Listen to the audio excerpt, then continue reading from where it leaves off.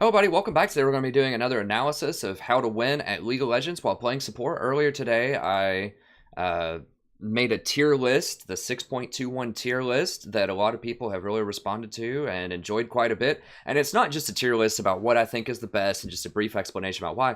It's a really in-depth guide about what I think makes a good support on the current patch and why I think certain popular champions either fit those criteria for what's a good support or maybe don't fit it in some way. So I talk about lots of great champions such as Janna, Nautilus, Alistar, Tahm Kench, Zyra, Nami, Blitzcrank, Thresh, a whole bunch of supports. So do check it out. It's good fun. I also have a beginner section at the end of that video. So if you're just new to the game and you want to know which runes you should buy right off the bat, what's the most cost-effective tier 3 runes for most supports, and then also which supports I recommend that you buy, it's Alistar and Janna. Then go check out that video. I've also had a bunch of people ask, well, how can I win a support? What are some tips? What do you recommend just in general about winning as support? And so I figured I'd make a new video here. Now, once again, I don't have a lot of bells and whistles. I don't have a lot of footage here, but a lot of people have been asking for this. So I'm just going to make it into a Google Doc again, and then I'll post a link to the Google Doc in the description so you can look it over as much as you want. And then I might remake this over winter break when I get a bit more time to learn video editing, and I'll put in some footage for various things. And try to make it a bit sexier for next time. But for now, I'm just going to stick with the Google Doc. People seemed okay with it earlier. It's just lots of great information. And then if you want to see me actually, use this information in live games, well, I have a couple of hundred games on the channel probably. So check out whatever your favorite support is. Go check them out, and you'll see me put these principles into practice. Okay, so first of all, let's start with the great question here, which is why play support at all? I know that a lot of times people think that it's really hard to climb a support and anyone who's playing support has to get carried in order to win, and you can't really impact the game that much because you have the least gold out of everybody, and of course getting gold and kills is how you win game. And stuff like that. And that's not entirely true. Like, obviously getting gold and kills helps you win the game. And obviously supports don't get very much gold and don't get very much CS. But there's a lot more to winning a game than just getting kills and just getting gold. I'm sure you've experienced this, right?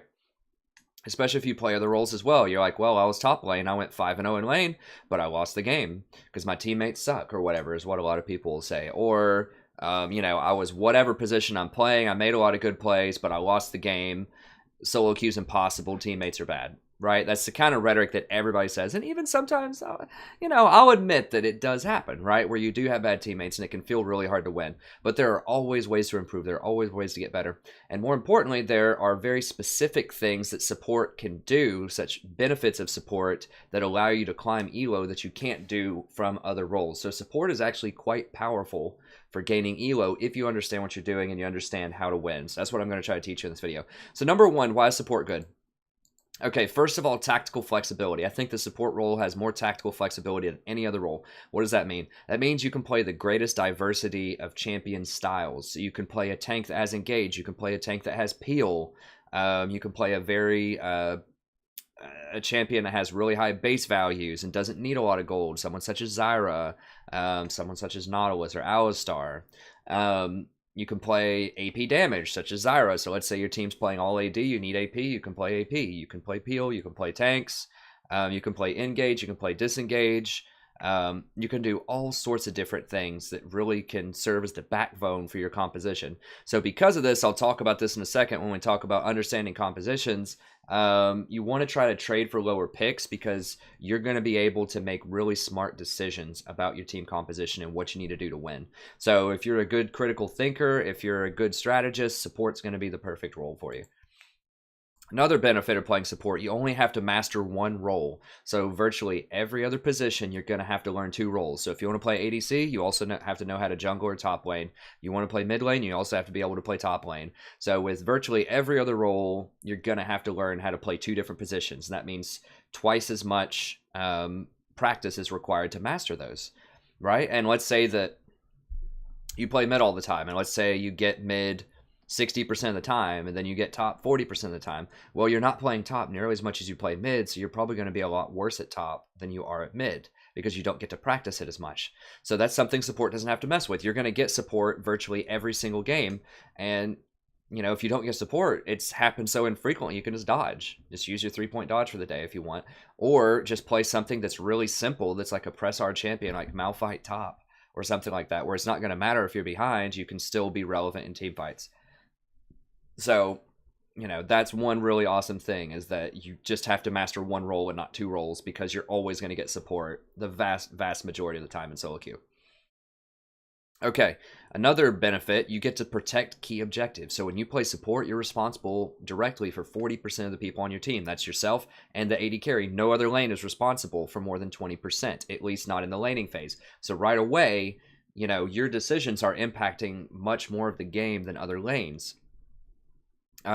You're also in a position to protect dragon and bottom towers. Now, those are some of the most important objectives in the entire game, because if you start losing bottom towers, that opens up Baron later in the game, which is obviously very powerful. And if you start losing dragons, that can be very dangerous as well. So you're around to protect key objectives with vision and just good map awareness. So you're in probably the most impactful and powerful lane in bottom lane. Also, AD carries are often your top end, most powerful champions at the end of the game, if you make it to kind of late game. So you have a lot of major responsibilities when you play support. And I know this because sometimes when I play top with my friends, I'll just feel like I'm winning top. I'll feel like I'm dominating top. I'll get like 5 kills in lane. I'll be up 30 CS or something. And then like bottom will just be a complete train wreck and we'll lose the game, because bottom's just way more important than top most of the time. Like if someone ganks top and gets a kill, I mean, what are they going to do? Like, they might take the tower, but they're probably just going to damage it a little bit because it's only 2 people. Where are they going to go to get the Rift Herald or something? Who cares? That's not really even that important. But if people kill the bottom lane, first of all, they're going to get 2 kills instead of 1 most of the time. And there's going to be 3 people in that lane. So there's a very high probability, if they want to, that they can go, after they kill the 2 people in bottom, go either take the tower or get dragon. So it's a much higher threat that they're going to get a priority objective if they get kills in bottom lane. Versus top lane, like I just said, you're probably going to get a kill and that's it. Right? You might even get countered bottom. So if you get a kill top, the other jungler might show up bottom, get those 2 kills, and then go get the dragon. So bottom's very, very important in the game, and support is a major part of that. Okay, eliminate a common liability is one other one. So, and at least a pretty decent amount of the games, people who are playing support aren't support mains. So that means that it's someone who's middle that's getting forced to play support, or someone who's like Phil that's forced to play support. So they're probably not going to have as much practice as a main support in that role. So what does that mean? That means you're going to be playing against somebody potentially who doesn't have as much practice in the role as you. That's going to give you a distinct advantage. Also, an important thing to think about is your team doesn't have to deal with that.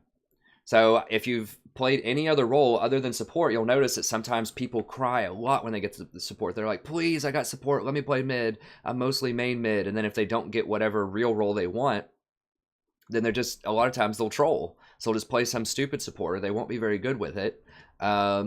And they could troll your game. Or maybe they're trying to play legitimately. They're just honestly not very good at support. They don't know how to ward. They don't know how to protect their AD carry. They don't know how to do a lot of things. And so support is a very common liability, right? So you're taking that away from your team. If you're a good support, if you're a solid support, you don't have to worry about that. But the other team does, probably. And so that's going to give you a major statistical advantage over the course of dozens or hundreds of games, right? If you don't have that contingency, if you don't have that risk, and they do, it's going to win you games over time. So that's something to keep in mind too. No CS. So you don't have to CS. So a lot of people see it as a bad thing. Oh, well, you can't get gold. You can't get items. You can't carry. It's like, well, maybe, but you also have the freedom to shot call much better because you don't have to pay attention to CS. That means you can look at the minimap. You can ping back. You can let people know where the jungler is. You can tab a lot more and look to see what items people have so you understand the situation, which I'll talk about here in a little bit. But it gives you a lot more freedom because you don't have to focus on CS, to focus on other things in the game and to help your allies out. So yes, you're not going to have as much gold, but you can help other people protect themselves and potentially get more gold as well down the line. So don't think of it as something that's limiting, not getting CS. See it as liberating. You don't have CS. You don't have to CS, so you can do other things.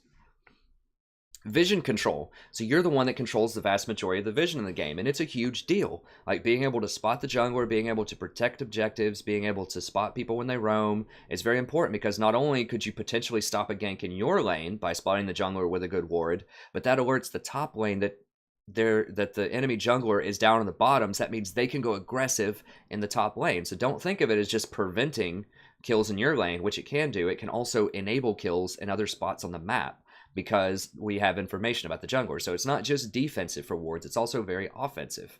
So vision control is extremely important, and usually the support does the vast majority of the vision. Although everybody should be buying pinks in theory, at lower elos, I know that doesn't happen as much. Still, the support usually does the vast majority of warding, with the possible exception of someone like a Lee Sin, that's also going to place a lot of wards. But either way, vision control, very important. Support controls that most of the time.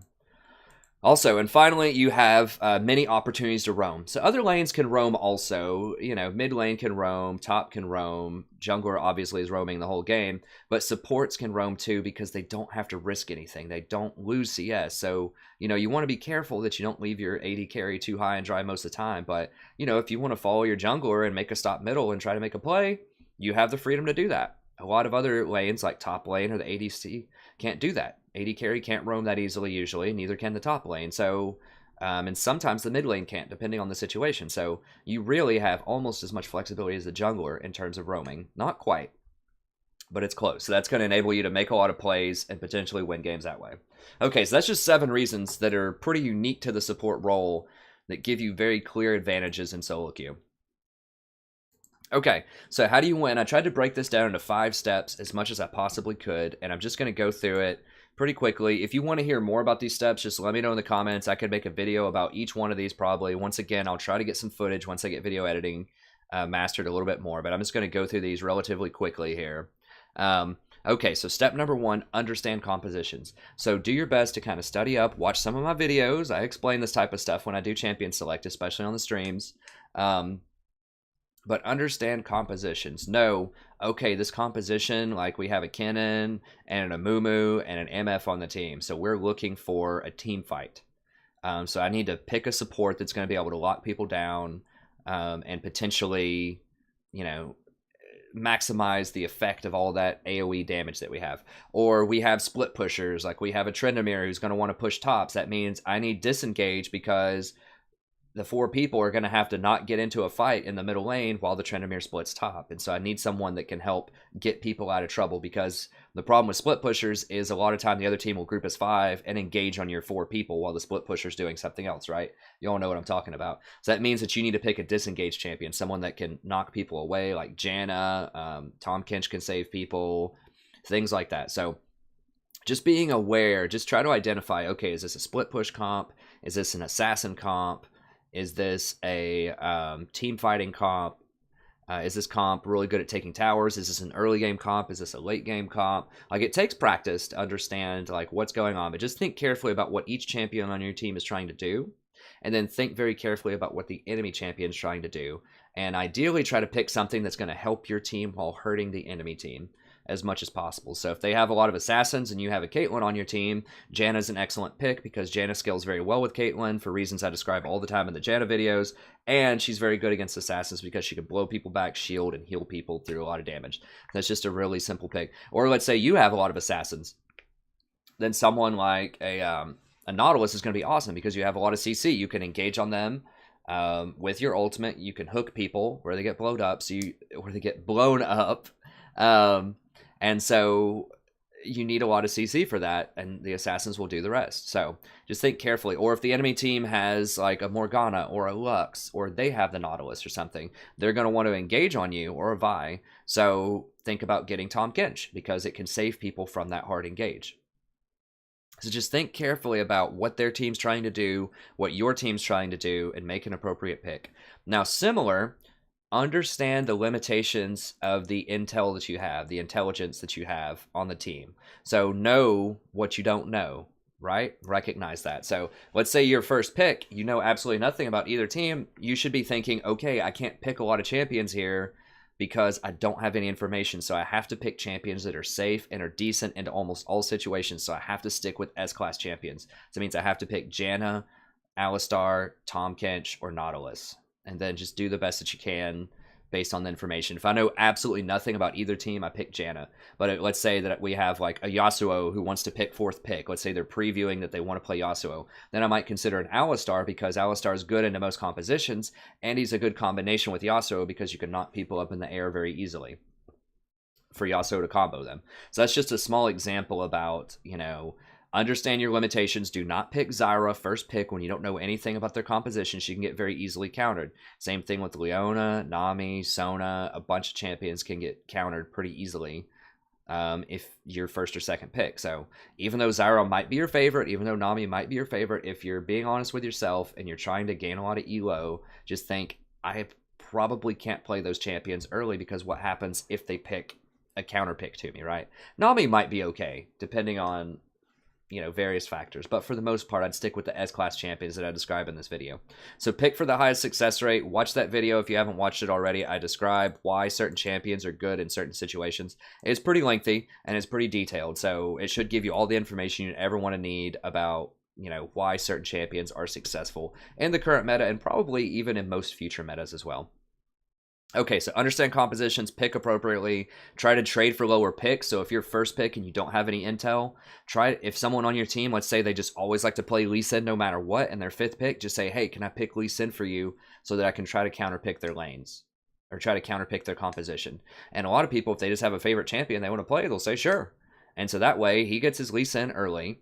And you get to go down to fifth pick now. You get a lot more information, so you can make better choices. So maybe you can play that Zyra this time, or maybe you can play that Blitzcrank, or whatever your favorite champion is, because you're going to have a lot more information, and you can safely pick those picks. So try to trade down. Okay, so understand compositions, pick appropriately whenever possible. It takes practice. It takes a little bit of game knowledge. If you're newer, this might be a little bit harder, but just think very basic stuff, like what counters this champion, what goes well with this other champion, and just do the best you can. It's just important to think about it in that way and not just pick your favorite champion every time.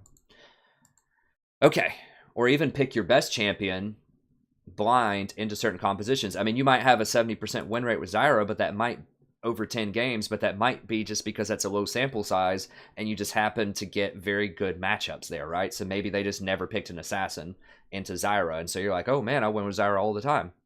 Well, you may have just gotten lucky over that. So just think very carefully about the champions and the compositions, and not necessarily your win percentage with certain champions and matchups. For example, I mean, Janna was a very low win percentage earlier in the season because I would only pick her with Vayne. So it's not that Vayne was bad. That's not why I had a 45% with Janna. Or it's not that Janna's bad.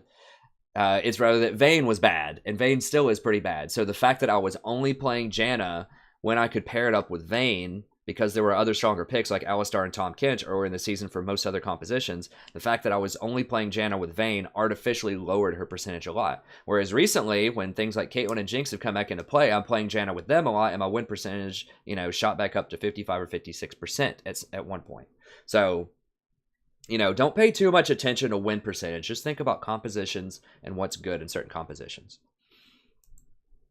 Okay. Manage your lane, which does not necessarily mean win your lane. It's very important to understand win lane, win game is false. It is absolutely false. You do not have to win your lane every time to win the game. Just look at SKT in this recent semifinals that happened last weekend.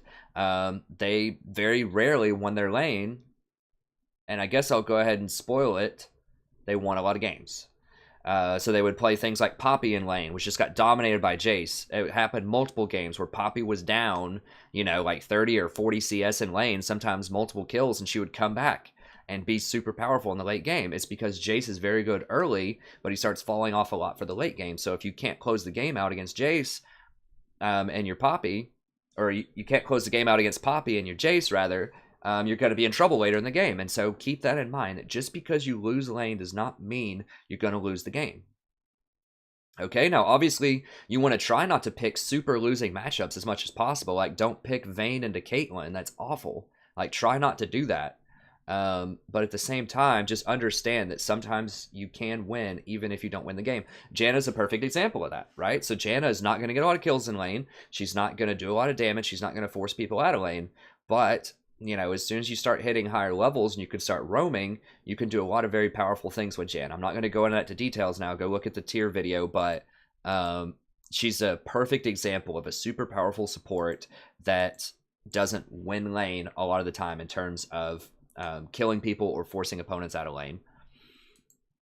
Okay, so understand your matchup and play accordingly. So just think, don't always think you have to be swinging for the fences, going for kills in every single matchup. You have to constantly be super aggressive. False.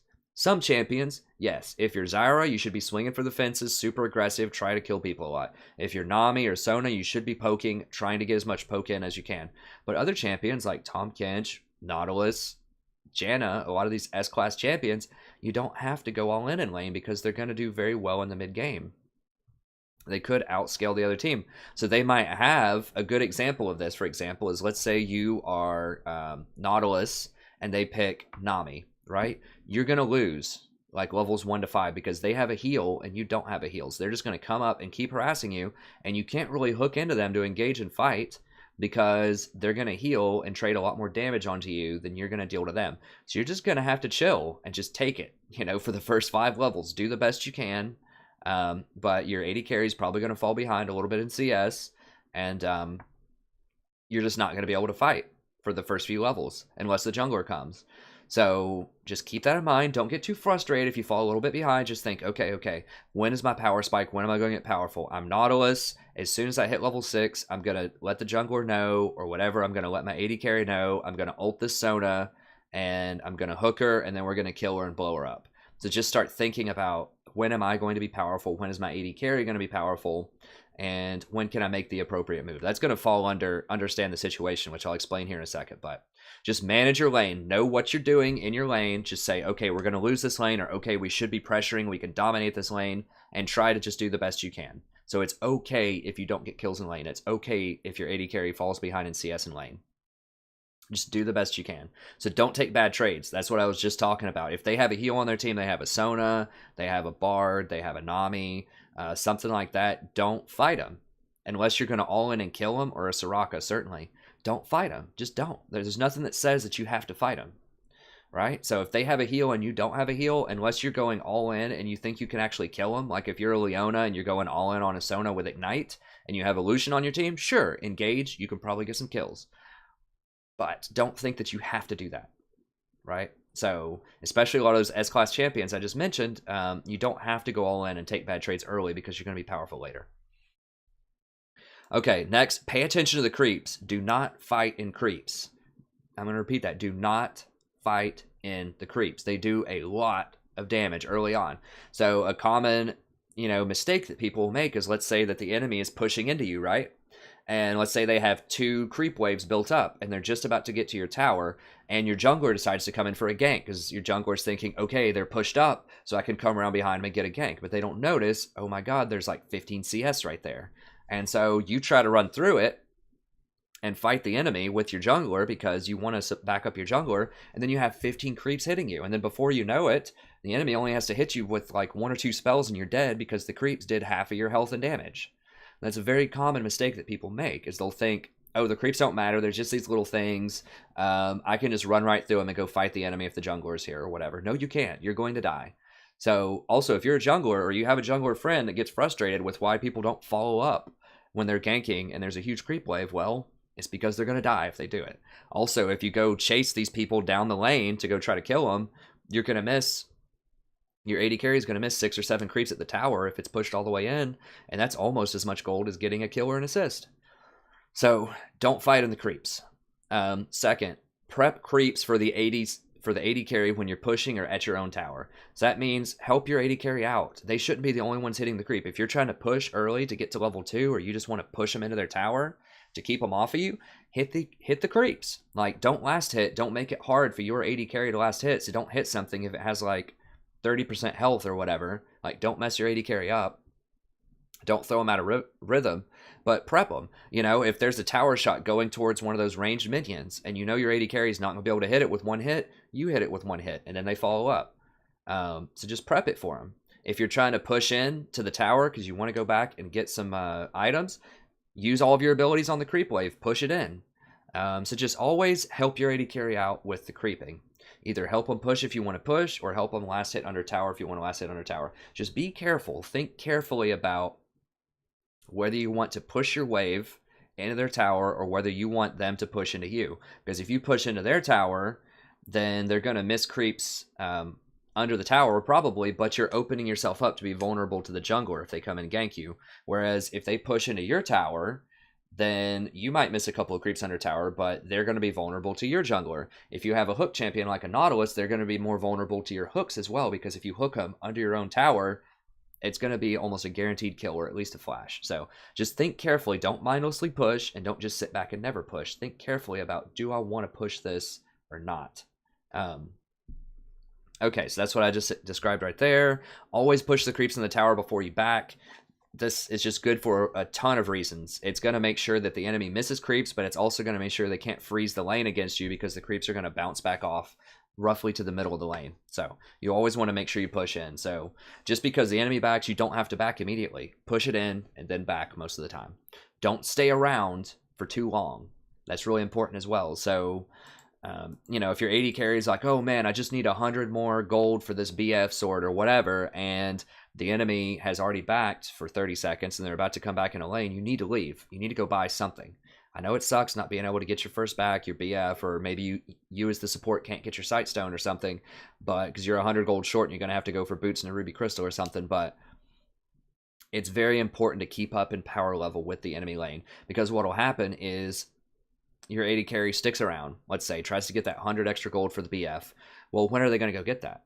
Right? So the enemy shows up with, let's say, a pickaxe and an extra Doran's blade. All of a sudden, you can't fight them anymore because you have all this gold you haven't spent. And so they're going to get to bully you around, and your AD carry is going to miss a lot of CS because of that. And then if you ever decide to back, then they're going to be able to push into your tower, and they're going to get a lot of extra advantage. They're going to get damage on the tower. Also, if their jungler happens to be bottom and they see you back and they're pushing the wave into your tower, they can just go get dragon. And so it's really important to back when the enemy team backs. So just push in their tower, just back, do the best you can. Trust me, it's worth it. Do not sit around, do not be greedy. Just take what you can get and back at appropriate times. All right. Similarly, if they stick around in the lane and you show up with better items, bully the crap out of them. Like, don't let them get away with that. Don't let them wait. Like, keep pushing them in the tower. Do not let them back. I don't let the jungler kill you, but be very aggressive. And if they back at an inopportune time, let's say they waited on that PF, and you come back with a pickaxe and boots, tell your jungler, hey, let's go get the dragon. They're backing right now. And then maybe they'll do it. Okay. Point number 3 here is understand the situation. So what does that mean? That means, like, actively in the game, you want to have a game plan before the game even starts, understand the compositions, you want to manage your lane correctly, but you need to understand the situation as it evolves, because games change a lot. Which items you get, how you play the game can drastically change depending on who's getting fed on the enemy team and who's getting fed on your team. So don't just have a cookie cutter build from pro guides or whatever your favorite site is. Like, have something that you want to work towards, just in your mind, but be able to change that. Think about, well, what else can I do to make this even better? Okay, so one way you can do this is press tab and look at the items. Understand power levels. Now, this takes practice. If you watch my videos, I explain this a lot of times when I press tab and look at different things, and sometimes I'm guilty of not doing this enough, right? So press the tab and look at items and understand power. So what does that mean? That means when their AD carry comes back, let's say they have a Caitlyn and she comes back with a BF sword, and your AD carry is Ezreal and he comes back with like a Tear of the Goddess and a Sheen or something like that. That means you're behind. Or let's just say he comes back with a Sheen and they have a BF sword. Those are about equal in price, or very similar in price. I think the Sheen might be a little bit less, but whatever. You have Ezreal items. You have blue Ezreal items, a Tear and a Sheen, and they have a BF sword. That means you can't fight them, because that Tear's not going to give you any combat effectiveness, and the Sheen is going to be good for poke, but not good for all-in. That means you should not fight. If they have a BF and you have any of these other dinky items, like a Sheen or a couple of long swords or something like that, don't fight them. You're behind. So just understand how that works. Or let's say that the Ahri middle has gotten 3 kills and they rush a death cap at 12 minutes or something like that, like just really quick. You need to keep up with that. You need to be thinking, okay, Ahri's got a lot of kills, look at her items, and if she has some big ticket items and no one else on your team has that, you need to be very careful. Do not try to fight her. Like, wait until the rest of your team catches up. So you want to support your power and stay away from theirs. So let's say all the tier 1 towers come down, right? And you have a choice. Which lane do you go to? Do you go help top, maybe catch the other top laner out of position? Do you help the jungler? Do you go roam and try to catch their jungler? Do you try to gank middle lane? You have a lot of choices once the towers come down.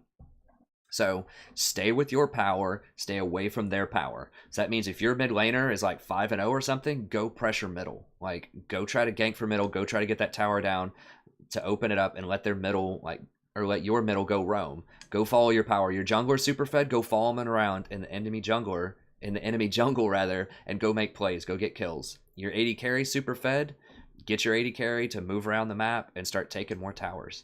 So recognize your strength, recognize their strength, play around your strengths to stay with the person that's strong, and direct your team to stay away from their strength. So if they have a Garen top lane that's 5-0 and just keeps wrecking your top lane or your jungler, try to tell your team, hey, let's not mess with that Garen. Let's go see if, our bottom lane's doing pretty good. Let's see if we can get bottom tower, and then we can all go up there and help the Garen here in 10 minutes or something. Like, try to direct your team to stay away from power and to support your own power. And that's really important if you have a jungler friend or you ever play jungle sometimes. Do not save drowning people. Do not try to go gank for people that are behind, because what happens is if their jungler shows up or anyone else shows up for a 2v2 fight, then they're going to kill you most likely. They're going to kill both of you. So it's really, really bad. You need to try to support your power. So let's say that your top is feeding 0-3 and your mid is 3-0.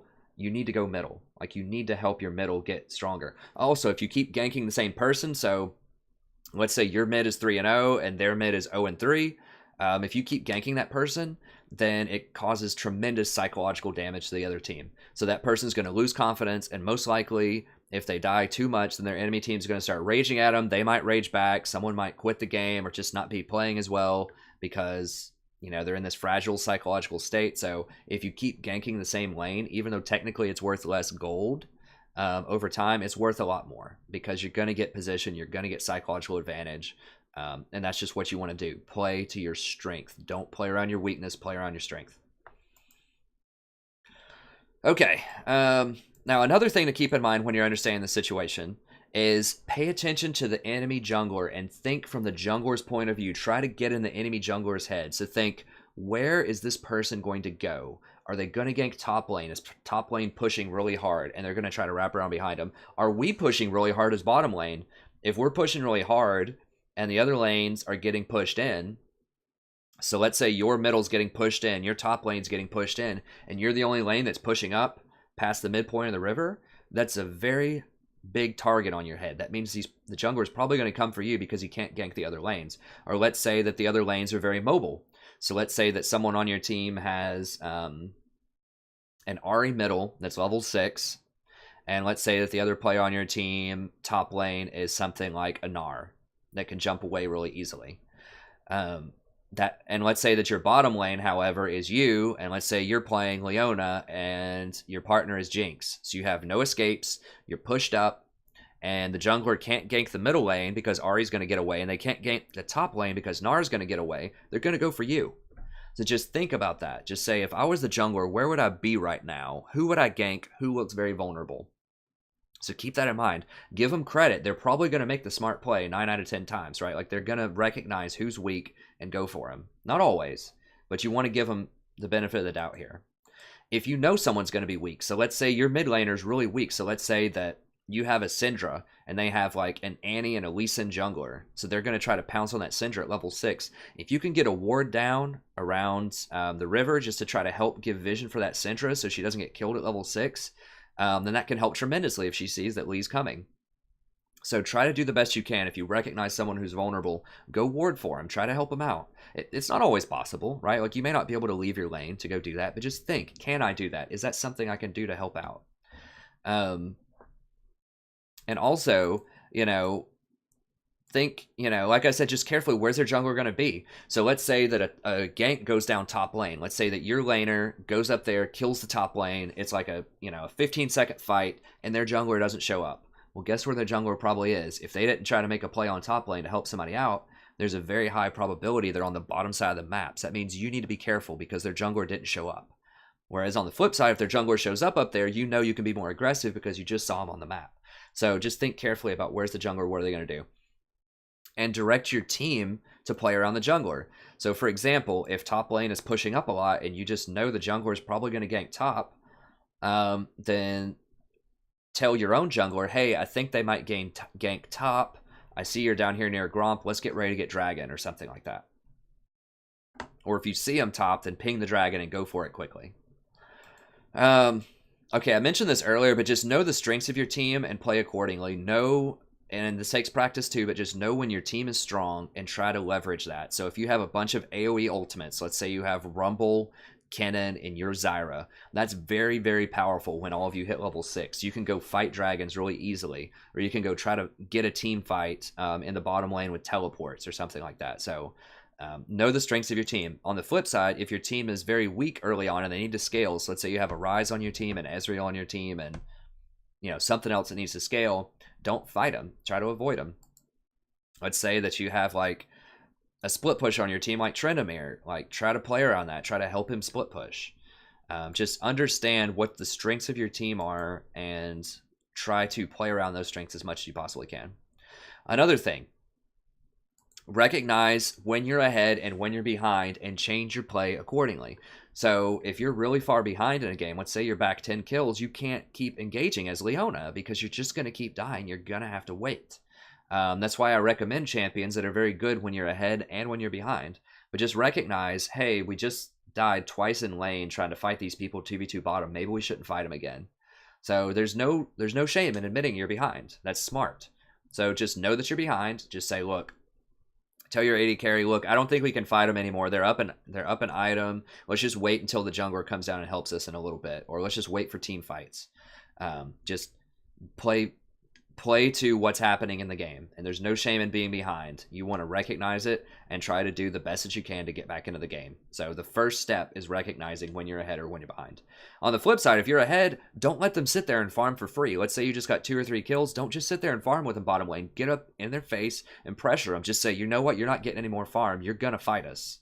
Now don't get ganked by the jungler doing that, but just know your position. If you're really far ahead or you have a very aggressive early lane, use that. Don't let them get away with free farming bottom. Use your power if you have it. Okay, and one of the final points here is, watch the mini-map carefully before fights. And I'm guilty of not doing this enough. But just look, does your top laner have teleport before you fight? Look, tab and look and see if they have teleport. If they don't have teleport and an enemy does have teleport, do not fight. Or at least if you do fight, understand their junglers or their top laner's coming and your top laner's not coming. All right. Is everyone on your team in position? Is that you just got Baron and you're pushing up middle and the correct play is to go for the middle tower, but your AD carry decided to go for that red buff for some reason? I hate it when they do that, but just realistically it happens. Let's say they go for red buff. You need to ping your team back and say, hold on, we don't have the AD carry, they're getting red buff, just wait for 10 seconds. Should that person be there? Yes. Is it a mistake to go for red buff in that situation? Yes. But you know what? That's what happened. That's reality. So you're just going to have to deal with people making bad decisions and being out of position a lot and just directing your team to do the best with what you have, right? So if someone's not with your team for whatever reason, even if it's something stupid, tell them to wait and try to get that person to come. Just say, hey, we really need you, man. Like, we can't fight without you. You're our carry. Come carry us. Just flatter them. Do whatever you have to do to get them over there to make the play. So just watch and ping people back if it's going to be a 4v5. On the flip side, look at their team. Did they have someone that's out of position getting red? Did they have someone that's clearing a lane bottom when the rest of their 4 people are in the middle of the lane? If so, go fight them. Get on them. Don't let them get away with that. So it goes both ways. You need to engage if you spot a 4v5, and you need to stay away if they have a 4v5 on you. Okay, and finally, think about what if whenever you make decisions. So what if the jungler is in that bush? What if, what if this Riven comes down, teleports behind us and flanks? Like, what if their top laner teleports into this fight and does something? So just, I know that's really hard and that's really vague, but just constantly think what happens if, this bad thing is going on? What happens if the jungler's in this bush? What happens if we do a fight and we don't know where Riven is and she comes up behind us? So just constantly think about contingencies if you can. So if you're trying to ward and you think someone might be in the bush, in your Janna, for example, first of all, consider not doing that. Just wait until a better time to ward. But if you feel like you need to ward it, like let's say it's a pit around, it's like around the Baron pit or something like that, and you think they might be doing it, but they could just be trying to death bush you. then, you know, at least shield yourself and throw a tornado into the bush as you ward or something. And this will stop most people from engaging on you and at least give you a little bit of extra durability so you can flash away in a worst case scenario. So that's what I'm talking about. Just simple stuff like what if, you know, what if something bad happens here, and try to play around it. Okay, the last couple of things, these are a bit quicker, and then I'll end the video. I'm not sure, how long is it so far? It's probably pretty long. That's not too bad. It's like 40 minutes. That's not that bad for the amount of information that I'm giving out here. Okay, so number 4, shot call. You need to be proactive. You need to be the one making the plays. If you think that you deserve higher elo, you need to earn it. You need to be the one who's making the tough decisions, you're making the good calls, and you're helping lead your team to victory. You cannot be passive. You cannot just follow other people's shot calls, because you're just going to be stuck in the same elo. You're just going to be doing the shot calls of other silver people or other gold people or other bronze people or whatever. You need to be better. So you need to start thinking on a silver level if you're bronze, and making those shot calls to elevate your team to a higher level. This is the most important thing that a lot of people don't focus on when they're trying to climb. They're like, well, my play is perfect. I'm always up 30 CS. I usually get a kill or two in lane, but then my team just does stupid stuff and they die in the middle game. It's like, well, yeah, because people probably aren't directing them. They're not telling them what to do. It's not all about winning lane and going up CS and kills. It's about winning the game. And so you need to understand how to win the game and then convince your team to go do it. Okay, so what does it mean to shot call? You need to understand objective priorities and direct your team to go do things. So you need to understand when it's a good idea to try to go for a tower. You know, if a couple of people are dead, when it's a good idea to back up. So let's say you're trying to go for the tier 2 tower in middle and you've got it to half health and 3 of them just spawned. Like, do you try to finish it or do you just back up immediately? Well, it's going to depend on how much damage you're doing to the tower and how the other 2 people that are alive are positioning while the other three people are there. So if you have a bunch of 80 carry type of champions, like a Kindred, a Jace, or something like that, and you can kill it quickly, then sure, keep going for it. But, you know, if you have magic use and you're just auto-attacking it with something like Malzahar, and they have really fast champions that are going to run up and engage on you, like a Sejuani running up the lane, or a Leona is just kind of like positioning aggressively near the tower, and you know other people are about to show up, get out of there. So just, it takes practice to understand it, but just knowing when to try to go for that tower or when to back up, or knowing when to go for Baron.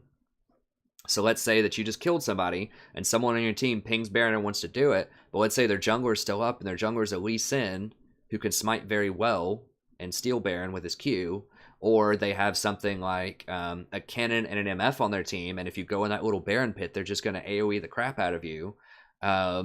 Or let's say your team just doesn't have any armor. Let's just say you have a bunch of assassins. You have like a Riven and a Master Yi or something, and you want to go take the Baron at 20 minutes, you know, and 4 members of their team are up. That may not be a good call. There might be some times when it's a good call to do it. If 5 people are up, if you have vision control and you take it very quickly, it could be good to do when 5 are up. So it just takes practice to understand when to do Baron, when to do towers, when to rotate over to other towers, when to get the inhibitor, when to run back. There are a couple of rules of thumb, like always back up after the first inhibitor. As soon as you kill an inhibitor, back up and go do something else. Do not linger around their base. There's no way you're taking both of those towers and finishing the game or doing anything else after you get that first inhibitor, because you're not going to have supers. So just back up and go do something else. That's an awesome rule of thumb. It's true 99% of the time. Don't do Baron unless multiple people are dead. That's another good rule of thumb. Consider just not doing Baron at all. It's just so risky, and you just frankly don't need it. Like, more games are lost because of Baron throws than they are won by Baron wins, because a lot of times if you get the Baron, that means you're probably ahead anyways, and you don't really need it. Like, it's useful. Obviously, you want to go for Baron when it's a good idea, but just don't risk it. Especially if the enemy jungler is up, that's a great rule of thumb. If the enemy jungler can get into that pit and throw a smite on it, you don't want to have a smite fight for Baron. Just don't do it. Why? Just go do something else. Like, don't give them a chance to steal it. Okay, so be proactive about this. Ping, let people know where they need to go. Do it immediately. So let's say you get 2 kills bottom. Don't sit around and think about it. Say, hey, either tower or dragon. You make the call on what you want to do, depending on how fast you can get the tower or what kind of dragon it is. So maybe it's a fire dragon. You want to go get that before you get the tower. Just make the call. As soon as you get 2 people, just look at the minimap and decide, what can I do? What can I get? That should be the first thing on your mind. As soon as you get a kill, it should be, what can I do? And direct your team to go do it. Whether it's dragon, tower, even if it's just you get 1 kill bottom and you can get a couple of deep wards into their jungle or something because their jungler just died. That's that's a win, right? Like, just think about what can I do to get an advantage and go do it immediately. Ping. Also, be sure to back ping. So if someone's doing something stupid, like if they're trying to invade and other people are like collapsing on them, ping them back. Or if someone's wanting to engage and you don't have your ultimate, or you don't have flash to engage, or something else, or whatever, or they're about to start a 4v5 fight and you notice that your AD carry's doing red instead of meeting up in middle lane for the team fight, ping them back. Like, because if you don't notice that and you don't ping back, you're part of the problem. Unfortunately, it happens to me too. I'm part of the problem too, is I'm not proactive enough. Like, I try to do that. That's something that I personally work on in the mid-plat level, is trying to be more proactive. Don't let people do stupid things without letting them know. That doesn't mean calling them stupid or anything like that, but it just means pinging back and just saying, be careful, they might be there. That type of thing. And this is very important as well. Make your own objectives. Like, okay, you can't get towers, you can't get dragon, you can't get Baron. Those aren't options right now. Give your team a mission. Give them something to do. This is the biggest thing in the middle game, is if people recognize they can't get towers, dragons, or barons, they'll just start wandering around. They'll just, get random jungle creeps. They'll just start farming random lanes. Like, they just won't have anything to do. So they'll just walk around aimlessly, and they'll get picked off by the enemy team. So give them something to do. Say, hey, I just cleared this brush. I know the jungler is going to be pathing through here to try to grab their red here in a second. Let's just wait for them and death bush them right here. Or I know they're probably going to come and check on dragon because it just spawned. So let's wait here and pick off the support when they try to come and ward the dragon.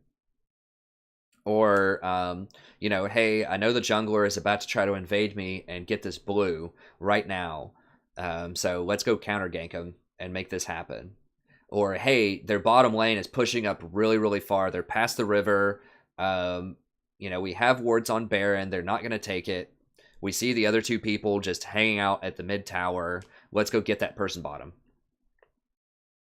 So you can rotate. So you can have allies help you ward. So just say, hey, I want to get some deep wards in their jungle. Can you back me up here and let me go in here and do this? Or get a ZZ portal. I always talk about how that's an important item, especially in this tier list video. Be sure to watch it. But ZZ is so powerful. It gives you an extra split pusher, and you can bait people with it. Just say something like, hey, I'm going to put a ZZ in this bush. Someone's going to come try to clear it, so let's just hang out in this bush and kill them when they come over here. Or, hey, I've got a ZZ working bottom. Their mid laner or their AD carry just went down there to try to go clear it. Let's go get Baron right now, because it's going to be a 4v5 if they try to fight us. And finally, another option is if someone is split pushing, let's say you have a Tryndamere who's splitting or a Jace who's splitting or something bottom, ward for that person. Go put wards in the jungle and just to give them some vision so they know when they should run away. Be something else you can do. And this is the final thing I'm going to talk about here. Be active and be positive. So be a positive influence on your team. You can't it's not enough just to not rage and not say anything in a game. That's good. That's a start, but you have to do more. You have to be more than that. You have to be the moral force on your team. If someone's starting to get negative, they're just saying, oh man, let's just give up. Let's just open mid. This is terrible. There's no way we're going to win. Don't let them get away with that. Like, say, hey, just calm down. We can win. We're going to scale. We can do this later on. Or look at this. This person's always had a position on their team. They're going to give us a chance to get back into the game. Or, hey, I know we've had a rough lane bottom, but top lane's doing awesome. Let's try to go play around top. Like, just find something positive. Give them hope. Like, don't just sit there and let them say that and get everyone else on your team demoralized. Like, give them hope. Be positive. Say anything you can to get them to stop typing. So let's say someone's raging at someone else. Just say, hey guys, can we just not type, or can you just mute each other and we keep playing? Or can you just save it for after the game, or just win the game and you never have to talk to each other again? Or I understand, that can be pretty mean what he said, but please just play it for me. Let's just win the game for me, please. Because the common thing is, I don't want this guy to win anymore. He's a jerk, or whatever. Something like that. We'll say, well, don't play it for him. There's 4 other people in this game. Play it for you. Play it for me. Like, don't worry about him. Just win the game. Like, just say whatever you can to try to get this person to stop typing, focus up, and try to win the game. If you want to know how to do this, look at my Trundle number 2 video. Especially the Trundle part. I accidentally had a Janna part on there too, but I tell you in the description where the Trundle part is. Watch Trundle number 2. I had someone intentionally feed 2 and 16. Now their first 6 deaths, 0 and 6 in lane, were not intentional, but then our Vayne started raging at him, telling him to just quit the game. This is a terrible person, and the guy did. The guy raged out for at least a few minutes in the game, and then he eventually came back. And he was saying he was going to throw the game, but we managed to calm him down. to where he was at least going to try to win. So he managed to calm down Vayne quite a lot. She was playing to win after a while, so at least that's some kind of victory. Because there were two people raging out wanting to give up. So he saved one of them. And the other one was able to focus up for this very small window of time and do something effective. So it just took that very one little moment where the person was able to catch somebody out with his Yasuo ultimate and make a play in a team fight, and then we won the game off of that. So do your best to try to win. Comebacks are possible, even with people intentionally feeding, raging, going 2-16. It's all possible, depending on the game. Is it probable if that happens? Oh, I know it's not probable, but it's possible. So try to play, try to be positive. That brings me to my next point. Do not surrender. Do not give up in a ranked game. You know, if it's like, if you have 2 kills and they have 30 and all the towers, and they have 3 inhibitors at 20 minutes or something, okay, you can give that up. But the vast majority of the games do not ever give up. And the reason is, you have to think about this statistically over a long period of time. So let's say over the course of an entire season, let's say you play 100 games. That's a very light number for most league players, but let's say you play 100 games. And let's say you have a 10% chance to come back in 100 games. So this might be a more probable scenario. Let's say you play 400 games, and in 100 of those, it looks very bleak, like there's no way you can win, and you just want to give up on those games. Let's say you have a 10% chance for those games, right?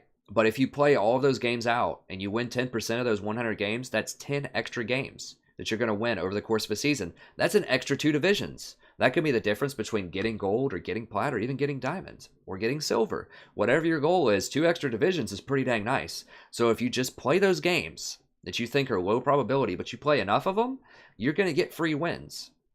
Why would you not want free wins? Like, I know sometimes it can be demoralizing and you just want to go to the next game and you're totally tired of a game. It's just everyone's really negative and it looks like you can't win and you're just having a bad time. But just try to be positive, try to be uplifting, and play those games out, because you will win some of them and you will get free wins. So don't think about just that game. Think about over the course of hundreds of games. If you just win even a few of those games, let's say you only win 3 games, that's still half a division. Right? So it all adds up over the course of a long period of time. So don't focus on just the now, just this game. Focus on the long-term perspective. Last few things here. Don't hesitate to mute people. If someone's distracting you, if they're just talking a lot of trash, even if it's not to you, even if it's to other people, and you just feel like this person's just super negative and there's no way I'm going to be able to change their mind, just mute them. Especially if they're attacking you and they're distracting you and you feel yourself getting kind of mad, or you're just reading the text too much and making bad decisions, just mute them. They can still hear your pings. I've had games, several games, where I just had to mute everyone on the team. Like, I was having kind of a bad game and everyone's just giving me crap about it the whole time. Muted everybody. Just tried to stay focused and do the best that I can, and we've won the game.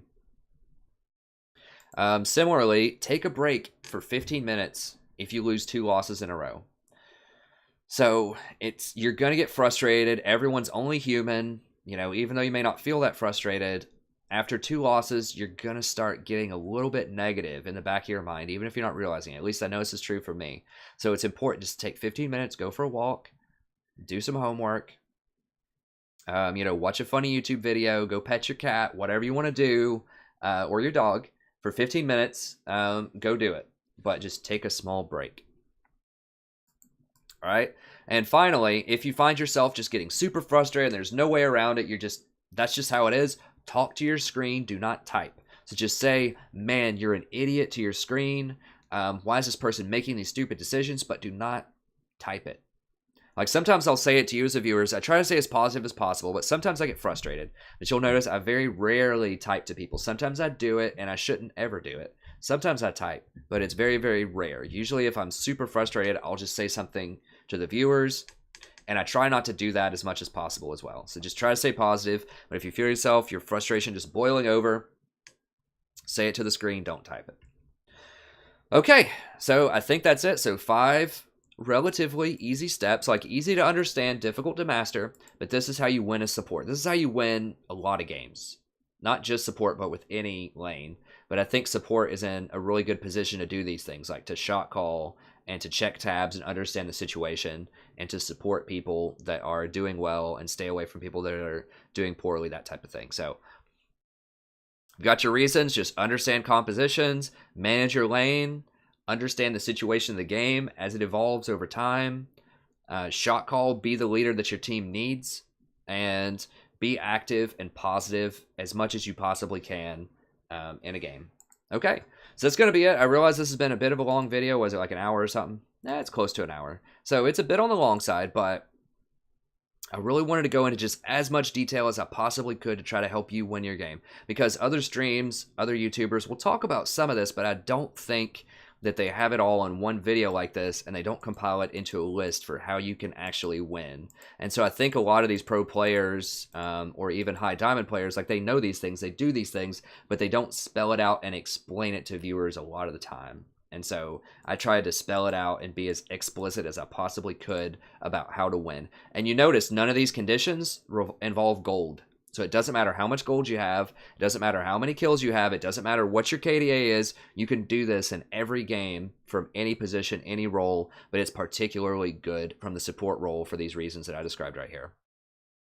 So I hope this helps you out. Let me know if you want any other kind of video, like if you want me to do a special video on how to shot call correctly, like how you should prioritize objectives. If you want to do something like how do I assess the situation in different situations, or what are some really good basic unit compositions, like when should you pick certain supports into other compositions. I do some of that in my tier list videos, so check that out, but I can do more of it if you want that.